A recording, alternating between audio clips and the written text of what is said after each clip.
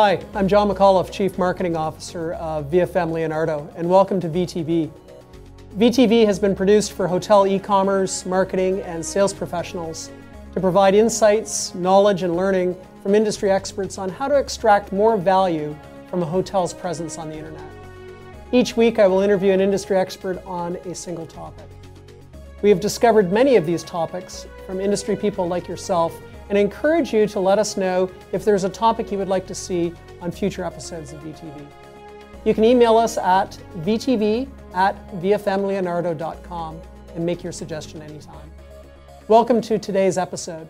Our topic today is how to leverage content online, and I am joined by Lawrence Bernstein.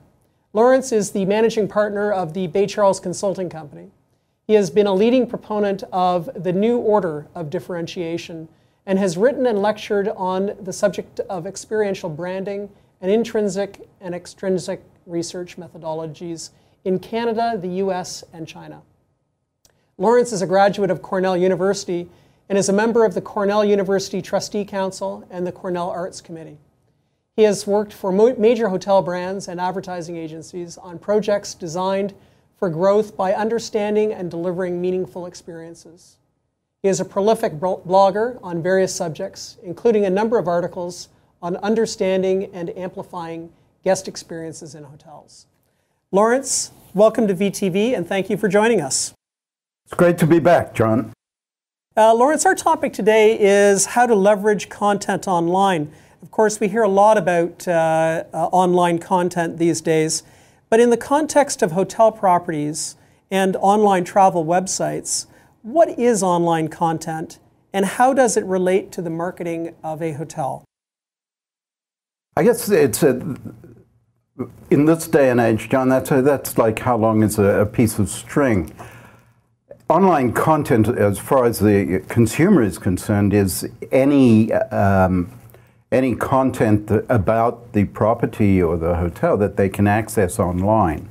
I think from a business point of view, it's important to note that there are probably two groups of online content. The first is the group of online content that you can control, and then the second is the online content that is consumer generated or guest generated, and that you really have very little control over.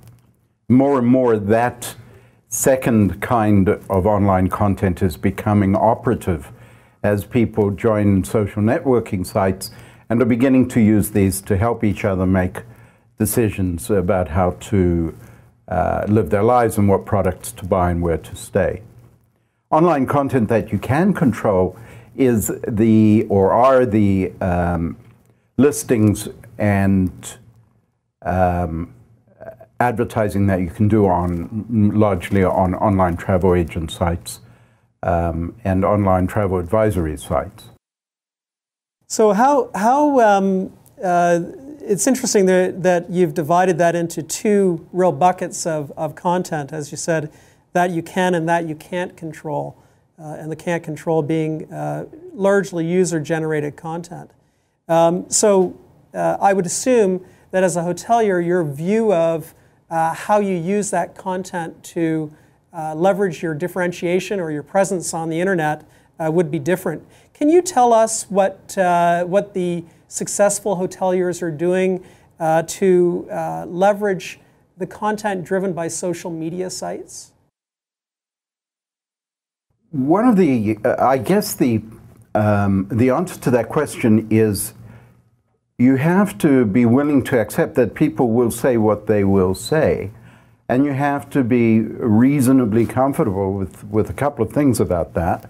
One is that people are not always going to say positive things about you. And the second is that it doesn't always really matter that much whether people say positive things about you or not.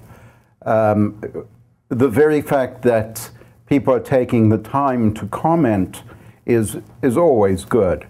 It shows that they have some level of involvement.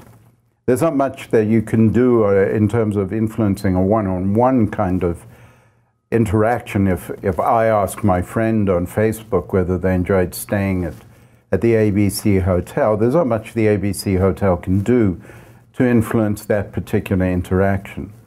But if I go to Facebook and I Google ABC, I search for ABC Hotel, I would hope that in addition to the comments that have been generated by the clients, that the ABC Hotel would have their own Facebook site on which they would be able to give a more positive view of the hotel. And bear in mind that authenticity in this day and age is absolutely everything. But people do expect that on a Facebook site that is, that is the ABC Hotel site, that the slant is going to be the ABC Hotel. So there's no desperate need to make sure that that content looks or feels like it's user generated. What a wise hotel does is they make sure that the content on that site will address any negative content that they're picking up for what people are saying about them as they go through. There are some companies that do analyses of online content and what people are saying about the hotel or about any individual product and so on, and can give you measurements as to how far this is going and what the potential negative impact of it is. But my sense is that hotels, specifically the hotel business, are way too sensitive to all of this and are way too concerned that if somebody says something negative about them, they need to take some kind of corrective action. So it sounds to me that what you're saying is that the stories that users are generating about your hotels, although important and it's good that they are actually interacting enough to be able to tell stories about your hotel, that they don't always matter as much as one might think they do. But what really matters is where those stories are being told, the hotels should also ensure that they have the ability to tell their story to the travel shopper as well. Yeah, I don't think I could have said it better, although I did try.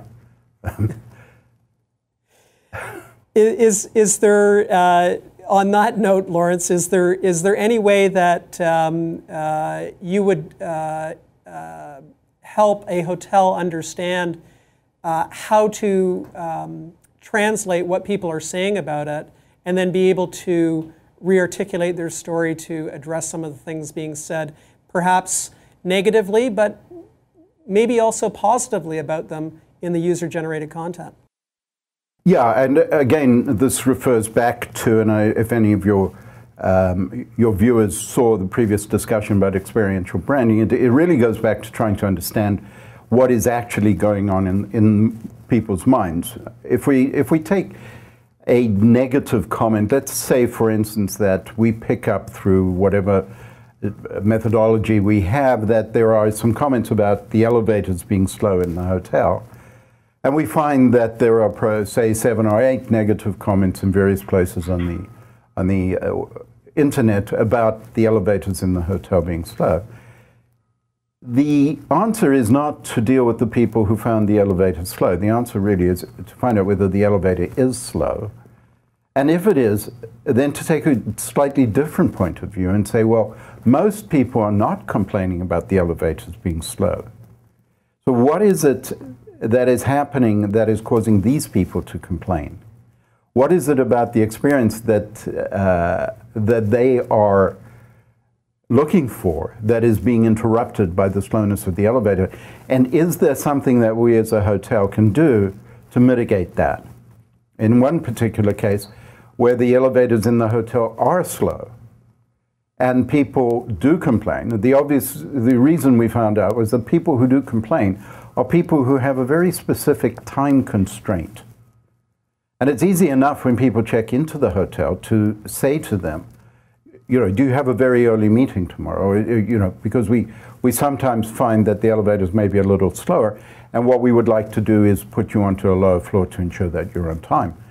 This would prevent people from actually being surprised by the slow elevator and prevent the elevators from actually having a negative impact on the brand experience or ultimately on the way they evaluate that hotel or talk about it.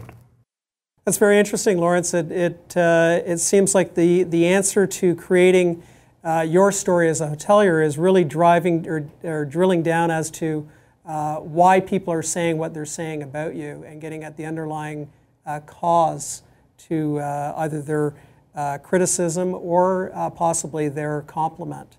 Very insightful. Thank you again for joining us on VTV and sharing your knowledge with us. Great being here again, John. Have a great afternoon. To all the viewers out there, be sure to visit vtv.vfmleonardo.com and post your comments. Tune in next week for more from another industry expert.